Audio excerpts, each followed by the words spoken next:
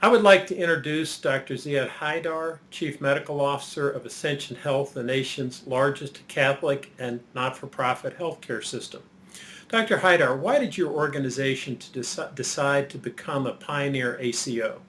Our organization has a point of view that healthcare is changing in ways that will move us from move our business model from being paid for utilization of services to being paid for value.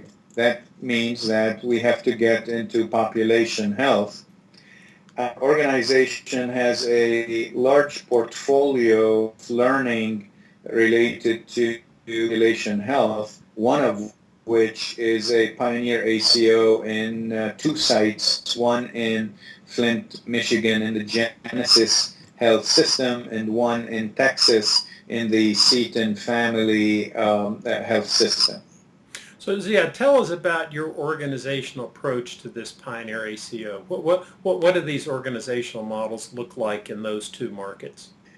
In every market is different, but in general, there is a creation of a joint entity that includes physicians as well as the delivery organization in what could look like a joint venture, and it is this new entity that submits the application to be a pioneer ACO.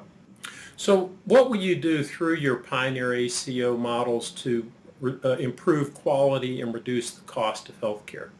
So the improving healthcare coordination, improving the containment, the clinical integration of all the services that a particular population of patients require, is expected to decrease waste and increase efficiency.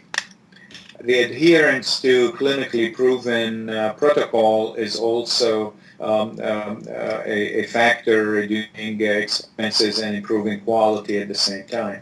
So how will things change for physicians and other clinicians in your two ACO communities?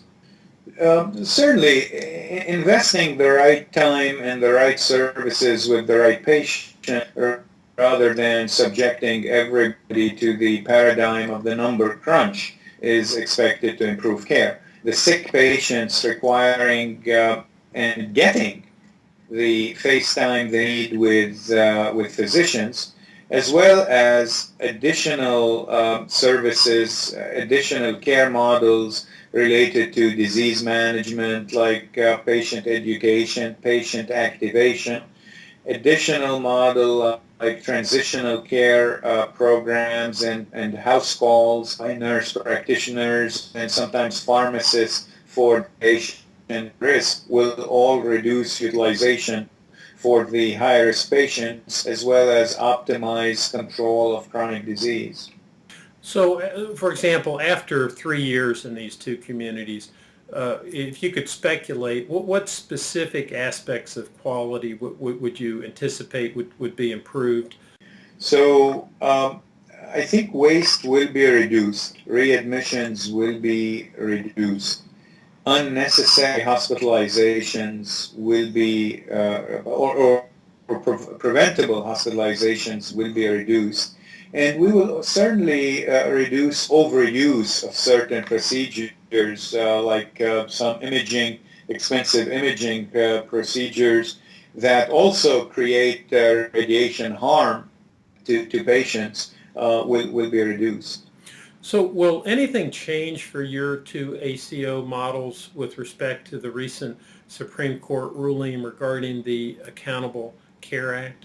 It's a difficult question because we think that ACOs would have happened under any administration and under any view in coming from Washington. ACOs were the thinking behind ACOs started under the Republican administration and certainly was signed into law by the Democratic administration.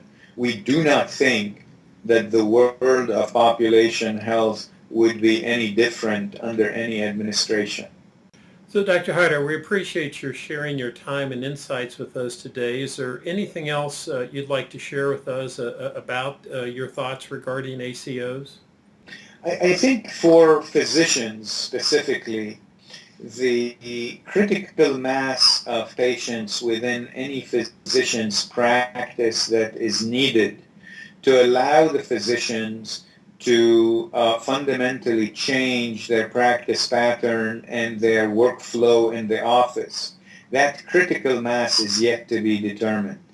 We do not know whether if a given physician, a primary care physician, has 20% of their patient panel enrolled in some kind of a business model where there is shared savings, or whether the physician is paid for value. Well, Dr. Hyder, we appreciate your time today. We look forward to observing the implementation of your two ACO models, and hope to have the opportunity to read about your work in future issues of the Mayo Clinic Proceedings. We hope you benefited from this presentation based on the content of Mayo Clinic Proceedings. Our journal's mission is to promote the best interests of patients by advancing the knowledge and professionalism of the physician community. If you're interested in more information about Mayo Clinic Proceedings, visit our website at www.mayoclinicproceedings.org. There you will find additional videos on our YouTube channel, and you can follow us on Twitter. For more information on healthcare at Mayo Clinic, please visit www.mayoclinic.org. This video content is copyrighted by Mayo Foundation for Medical Education and Research.